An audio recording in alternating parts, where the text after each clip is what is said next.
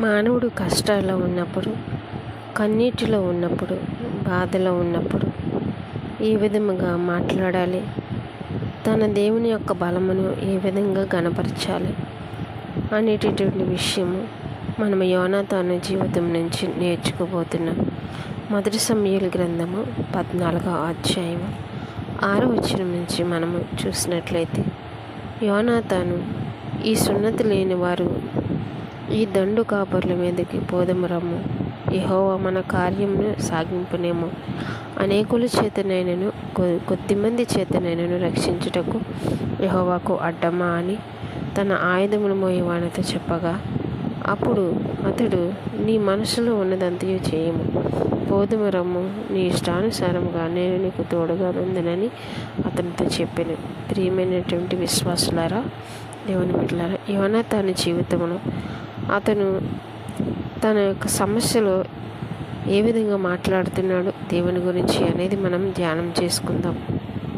కొద్దివారి చేతనేమి, గొప్పవారి చేతనేమి, అనేకుల చేతనేమి రక్షించుటకు యెహోవాకు అడ్డమా, అంటే దేవునికి అసాధ్యమైనది ఏదీ లేదని తన యొక్క అంచెలంచెల విశ్వాసాన్ని, దేవునిపై ఉన్న తన నమ్మకాన్ని వెల్లడిపరుస్తూ ఉన్నాడు.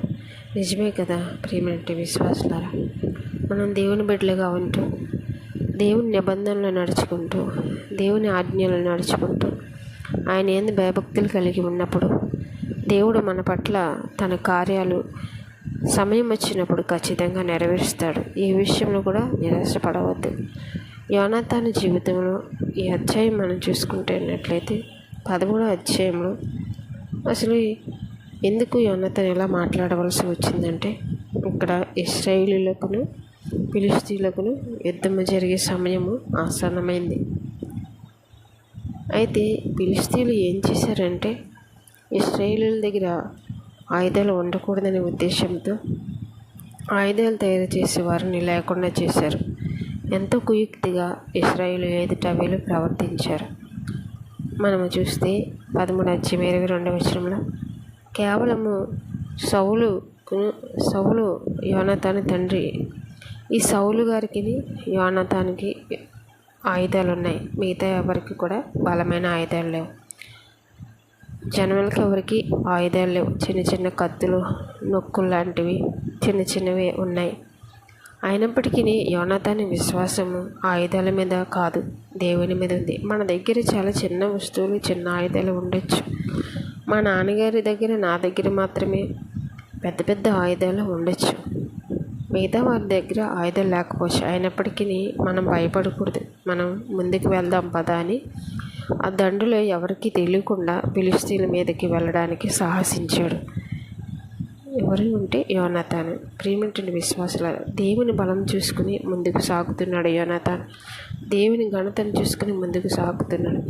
మనము కూడా మన సమస్యల్లో దేవుని బలాన్ని ఎత్తిపట్టుకోవాలి. దేవుని యొక్క సాహస కార్యాలను మన నోటితో పలుకుచు ఆయన నామాన్ని ఘనపరుస్తూ ఉండి, ఆయన స్తుతిస్తూ ఉంటే దేవుడు మన పక్షంగా కార్యం నెరవేరుస్తాడని ఈ 14వ అధ్యాయం తెలియజేస్తుంది. ఆ విధంగానే ఇక్కడ వీరు విజయం పొందుకున్నారు. దేవుని బిడ్డలారా, మనం చూస్తే కనుక 14వ అధ్యాయము 14 నుంచి చదువుకుందాం. యోనాతాను అతని ఆయుధములు మోయవాడని చేసిన మొదటి వధయందు దాదాపుగా 20 మంది పడిరి. ఒక దినమున ఒక కాడి ఇట్లు దున్ను, 1/2 ఎకరము నేల పొడుగున అది జరిగిన. దండులోని పొలములోని జనులందరిలోని మహాభయకంపము కలిగిన. దండి కావలి వారు దోపుడు గండ్లని భీతి నుందిరి. నేల అదిరేను. వారు ఈ భయము దైవికమని భావించారు. చూశారండి, యోనాతాను విశ్వాసంతో మాట్లాడిన మాటలకు వారిలో భయం పుట్టింది. పైగా వారు ఏం మాట్లాడుతున్నారంటే, ఈ భయము మనుషుల భయం కాదు, దైవికమైన భయం ఇది. దేవుడే వారి పక్షంగా కార్యం చేశారు అని వాళ్ళు చెప్పుకుంటూ ఉన్నారు. ఈ అధ్యాయం అంతా చూస్తే వారు విజయం పొందుకున్నారు ఇశ్రాయేలీయులు. చూశారు యోనాతాను ధైర్యము. దేవుని బిడ్డలారా, మనము కూడా శత్రువు మనల్ని ఎంత కుయుక్తిగా పన్నాగలు పల్లినా మన విశ్వాసము, మన ధైర్యము, మన విజయము అంతా ప్రభువే అని ప్రభుపై ఆనుకుని నువ్వు బయలుదేరినప్పుడు దేవుడు ఖచ్చితంగా జయమిస్తాడు. నీ అన్ని ప్రయత్నాల్లో జయమిస్తాడు. శత్రువు నిన్ను కుయుక్తులు చేసి ఇంక ఇక్కడ చూడండి, ఆయుధాలు లేకుండా చేశారట.